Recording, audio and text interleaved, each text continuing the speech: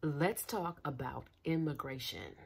Hey sis, hey girl, hey. Are you a Black woman solo traveler? Are you a Black woman who wants to move abroad? This is a channel for you. If you're new here, come on in, make yourselves comfortable. This is where we motivate, uplift, and inspire Black women to live the travel lives of our dreams. Do me a favor, sis, go on ahead and hit the subscribe button. Also share, hit the thumbs up button, and comment on the video below. So let's talk about immigration. A viewer asked me more about the immigration process here in France in terms of me immigrating to France. I moved here. I've been here 1 year officially as of January of 2024. I am going into year two, going into year two of my journey here in France. I will just tell you off the bat, immigration is immigration almost anywhere you go. There are going to be a few things that no matter what country that you're moving to that are probably going to apply. Now, immigration in every country is going to be a little bit different. Here in France, they are known for bureaucracy, so you are definitely going to have that. It is not unusual. I got my visa. The whole process took about 3 weeks or so, 2-3 weeks for me to get my year two visa approved. I did end up hiring an attorney. I have an immigration attorney. That process, I think it cost me about 900 euro or so. Immigration that was for the second year. For the first year, immigration was about $1,800. It cost me to hire an attorney. So for me, I highly recommend, if at all possible, especially if you do not know the language, that you hire an immigration attorney. Some countries, it is just easier to cut through the red tape and just get an immigration attorney off the bat. I would say France is one of those countries, again, known for bureaucracy. Portugal is another one known for bureaucracy. My experience has been that hiring an immigration attorney has been one of the best investments that I could ever make, because primarily it helped me cut through the red tape. I was able to get my first visa, my year one visa. It took about, after submitting, it took about 2 weeks. And the same thing with year two visa, 2-3 weeks or so, just record times. Even the attorney, the times he told me it would take, he beat the processing, beat those times. So for me, I've been extremely happy with hiring an attorney. Again, you already know, if you listen to this channel, I don't know the language. I am learning French. So, you know, it is for me, I felt like it just makes the best sense for me to hire someone who is an expert. This is their expertise. I don't know the language. So I highly recommend that you hire an attorney. Realize that immigration, no matter where you go, is probably going to be filled with some bureaucracy, a level of bureaucracy. But there are some countries where it is a little bit more streamlined. From my experience, you know, hearing about others and their immigration process, I've heard that Mexico is an extremely immigration friendly. As a matter of fact, if you've visited Mexico in the last couple of years, it makes the immigration process a bit more smoother. I don't know that to be true personally, but that is what I've heard. If those of you who know, let me know in the comments if that's true or if that is your experience. If there are any expats here who have lived in Mexico or who are watching who have lived in Mexico, let me know in the comments below. But also another one, Costa Rica. Costa Rica has a pretty liberal immigration process from what I've heard. I've heard that they have you only have to be in the country 1 year. Visit one time in that year, and you're able to pretty much satisfy their visa requirements. Other countries will have specific limitations on the number of the amount of days they want you to be there. So keep that in mind. So definitely hire the immigration attorney. Be prepared for some bureaucracy. Know that immigration is a money game, honey. It is a money game. So what does that mean? That means that these countries cannot afford to take care of any of us. They are expecting you. They are going to have minimal income requirements. That is a huge one. You are not going to pull up to somebody else's country, and expect them to take care of you. In terms of, that's not our expectation. But I'm always really specific going into it, because you've got to be able to make independent location, independent income. What does that mean? You have to be able to make basically remote income no matter where you are in the world, that's going to satisfy certain requirements. So whether that is working remotely, whether that is an online business, whether that is a traditional business or whatever, these countries gonna want to show, you need to show your paper, okay? Most of these countries are having a hard time and struggling to take care of their own people. So they're going to want people who immigrate there to be to have their own income source, to be able to pay their rent, to be able to pay healthcare insurance, to be able to pay for groceries and that sort of thing. So you are not going to be able to show up to anybody's country empty-handed. They are going to want to know that you make a minimal amount. Here in France, you have to make the more than the minimum wage income of a French worker. So that works out to be about 17,000 euro per year, or about 18,000 or so USD per year. That is going to be the minimum salary. They're also going to be looking at you having some savings, right? Because again, moving anywhere is going to be expensive. You are going to have expenses. You are going to have rent you have to pay. You're going to have to eat, obviously. You're going to have expenses, and these countries know that. So they're not about, if your income picture is not together, baby, you got to get that together, because these countries do not plan to take care of you. I don't care what country it is. You're going to have to show some minimal income requirements. You're going to have to show some cash reserves.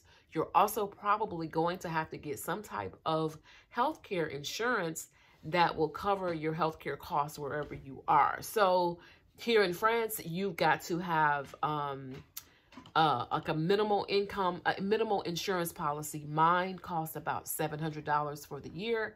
So what it does, it does cover basic costs for insurance, but major medical costs, right? Major medical expenses, but it also covers repatriation. So if you meet Black Jesus, they want to be able to make sure that your body will be flown back to your home country.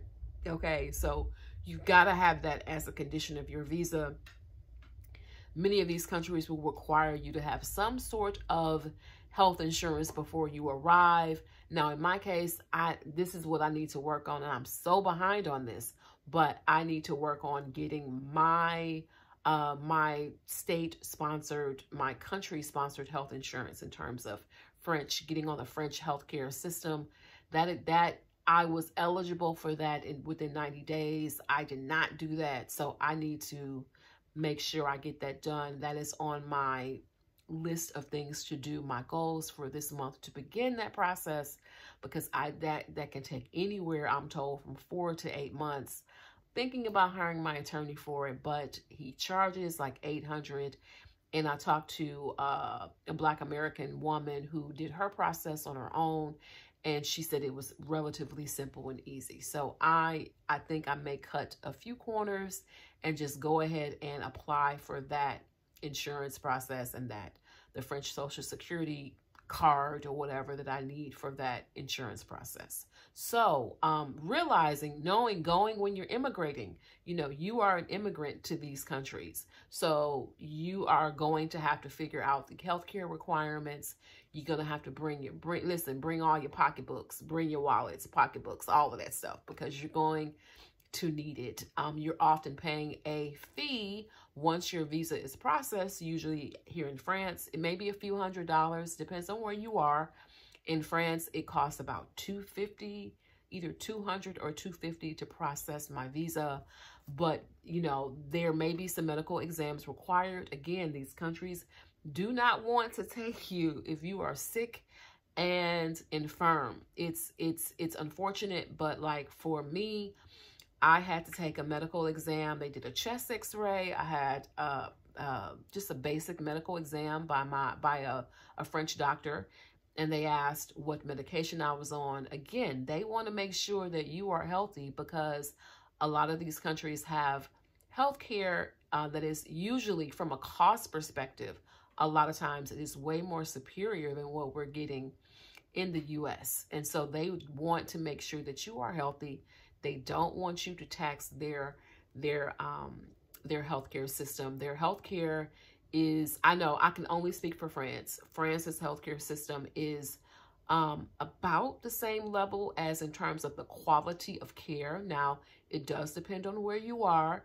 If you're in a more rural area, the quality of care may be a little different in terms of there may not be as many doctors to handle needs. But here in Paris, I'm finding the healthcare is pretty much comparable. What I will say is that healthcare is definitely less expensive. In the US, healthcare is tied to your job. And if you don't have a job, you don't have healthcare. And if you have a job and lose it, now sure, in the US, we all know you can get the COBRA the COBRA insurance, but COBRA is high as giraffe coochie, okay? And if you are out of work, the cost of a COBRA policy a lot of times is unaffordable if you're getting unemployment or if you've gotten severance or whatever. So a lot of people just tend to go without, and it's crazy. But it is awesome to be in a country to where healthcare is not tied to your job. It is literally like universal healthcare, with healthcare being a basic right. So you're able to do a couple of things. You're able to use the country-sponsored health insurance to get on the French health insurance. And you're also able to get what's called a mutuelle. A mutuelle is a policy that covers your basic cost of going to the doctor or hospital costs. They range from about $50 to about $75 or $100 per month. And again, they cover additional costs. I don't find that healthcare here is a barrier. I recently went to the doctor and paid €100. I went to an English-speaking doctor. That was very important for me. I definitely overpaid, because I'm finding that if I were to have gone to like a French doctor, outside of my neighborhood, I live in a tourist neighborhood near the Eiffel Tower, things are relatively expensive here. But if I had gone to, let's just say, a public hospital, I probably would have paid about €25 for an appointment. But again, it probably would have waited a lot longer. So time is money. So it is all relative. But what I can tell you is that what you pay is what you pay. There are no additional bills in the mail. There are no surprises. The great thing about the French healthcare insurance is that once you qualify and are on it, you are reimbursed 70% of your costs. So that $100 doctor visit, I would have gotten reimbursed $70 if I were on the healthcare insurance. So I don't go to the doctor a whole lot. This is the first time that I've been to the doctor. I went to the doctor in June, and this is my second time. I went last month. So I'm not at the doctor a whole lot, but things do come up. So it definitely is in my best interest to get the healthcare piece all figured out. But just knowing when you're immigrating to another country, healthcare is going to be a part of that, that piece of the puzzle. But yeah, immigrating to another country, it definitely is an experience. Please bring patience. Your life in your new country literally is in someone else's hands, that decision. So bring patience. Know that it is a process. Know that, it is a governmental process. It can be fairly streamlined, or it may not. I've been reading in some of my French groups on Facebook how people are applying for their second year visa and they have not heard anything back in 3 or 4 months. Now, that was not the case with me. Again, that is why I am glad that I hired an attorney. I have my official documentation that my visa was approved. I have that email. That is all I really need when I'm traveling. But I have not received the official visa yet. So I am still waiting for that second year official visa. But I have what I need in terms of, I've got the email from the French government that my visa was renewed. Now I just need the actual visa card. What I have currently is that I have it is a page in my passport, and it's got the French visa. So I'm assuming that I'll get a physical card. I'm not quite sure yet. I'll need to probably reach out to my attorney on that one. But just know that immigration, no matter where you are, it is a process. Please do your research. I can't underestimate the importance of that. I know that for me, a big mistake I made was not doing my research, because a month before I'm supposed to move, like a month and a half, I find out that there's a 90, 180 day rule here in France. What does that mean? You can only be here up to 90 days in a 180 day period. And not only does that apply for France, it applies for all the I have a hard time pronouncing this word, all the Schengen countries. That's about 26 or so countries. So Italy, Portugal, Amsterdam, all those European countries. If you're planning on like dipping in and dipping out, you can't quite do that. So they make it very difficult, and it is to your advantage a lot of times if you are going to be in an area for a while to get a visa. It just is a little bit easier. You're able to, with that visa, to get the things that you need. You're able to, they're going to ask for it for things like your passport and your visa. If you're trying to do things like get services and utilities turned on, it's just going to be a little bit easier process. So do your research ahead of time. Don't be like me and thinking that I'm just going to, I'll go to France and I'll dip on over to my homegirl in London and I'll make this work. No, there are definitely rules. They are hip to the game of you dipping and dabbling around. So make sure you know the rules, how much